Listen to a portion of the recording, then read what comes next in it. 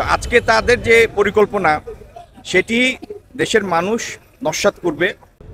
তুমি তো হেলিকপ্টারে চলে গেলা, কিন্তু নেতাকর্মীদেরকে উদ্দেশ্যে কোনো বক্তব্য দিয়ে গিয়েছিলা? কি আসলে নতুন কিছু না। আজকে এখানে কয়েক শত নেতাকর্মী সমবেত হয়েছেন।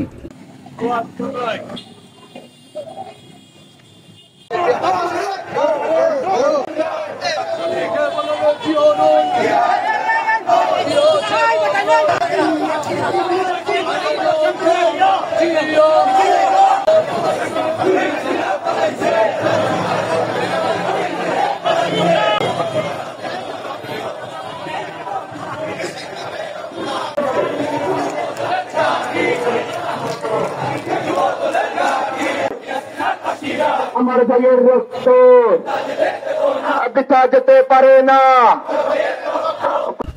যে শপথ এদেশের মানুষ গত 15 বছর আগে নিয়েছিল, ফ্যাসিস্ট শেখ হাসিনাকে দেশ থেকে বিতাড়িত করবে, দেশের মানুষকে মুক্ত করবে, বাক স্বাধীনতা ফিরিয়ে আনবে, গণতন্ত্র ফিরিয়ে আনবে, সেটি বাস্তবায়িত হয়েছে হাজারো মানুষের রক্ত, ঘাম, শ্রম, পঙ্গুত্বের মধ্য দিয়ে।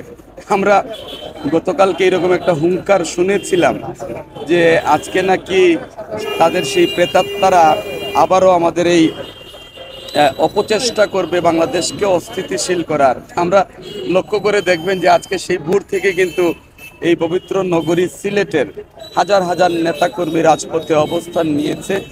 ইভেন সাধারণ মানুষও কিন্তু আমাদের এই মিছিলে আজকে সমবেত হয়েছে। এটি প্রমাণিত হচ্ছে যে যারা বিগত দিন আমাদের সম্পদ লুণ্ঠন করেছে, আমাদের মা বোনদের ইজ্জত নষ্ট করেছে, আমাদের সন্তানদেরকে গ্রেফতার করেছে, আমাদের নেতাদেরকে গুম করেছে,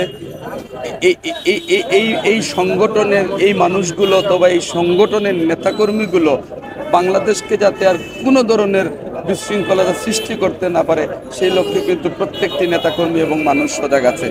একটা সরকার পতন হওয়ার পরে তার যে নেতাকর্মী, লক্ষ লক্ষ নেতাকর্মী তো আছে, এটা অস্বীকার করার কোনো উপায় নাই।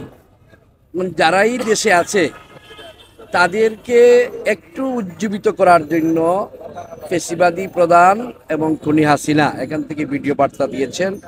উনি জানেন যে উনি পালায়ে গেছেন, উনি একাই গেছেন, তাদের নেতাকর্মী রেখে গেছেন। এখন তাদের কি অবস্থা হবে? তারা তো এখন এমন একটি অবস্থায় আছে, না বলতে পারছে, না সইতে পারছে, কিছুই করতে পারতেছে না। তুমি তো হেলিকপ্টারে চলে গেলা, কিন্তু নেতাকর্মীদেরকে উদ্দেশ্যে কোনো বক্তব্য দিয়ে গিয়েছিলা? তাহলে তো পালানোর পূর্বে কিছু নেতাকর্মীদের উদ্দেশ্যে বক্তব্য রাখা উচিত ছিল, সেটা বক্তব্য দেয়নি। তাদের ইতিহাসই হচ্ছে ওনার বাবাও পালিয়ে গেছেন পাকিস্তানের 71-এ, আর উনি ভারতে পালিয়ে গেলেন। তাহলে পালানোর ইতিহাস তাদের আছে। আর বাংলাদেশ জাতীয়তাবাদী দলের পালানোর ইতিহাস নেই, অন্য দলেও যোগদান করার কোনো ইতিহাস নেই। ইনশাল্লাহ অপেক্ষা করুন, বাংলাদেশের মানুষ কখনো এই আওয়ামী লীগকে রাজপথে নামতে দিবে না। আমাদের লাগবে না। যে জনগণের গণজোয়ারে অভ্যুত্থান ঘটেছে সেই জনগণই তাদেরকে আবারও কিন্তু এই দেশে যাতে রাজনীতি না করতে পারে সেই ব্যবস্থা জনগণই করবে, আমাদের করতে হবে না। দেখেন, আমরা তো দীর্ঘ 15 বছর যাবৎ মাঠে, এরই ধারাবাহিকতায় সর্বশেষ বৈষম্য বিরোধী আন্দোলনে সারা দেশ সম্পৃক্ত হয়। ফ্যাসিস্টদের পতন হয়েছে, শেখ হাসিনা পালিয়ে যেতে বাধ্য হয়েছে। কিন্তু পালিয়ে গেলেও সে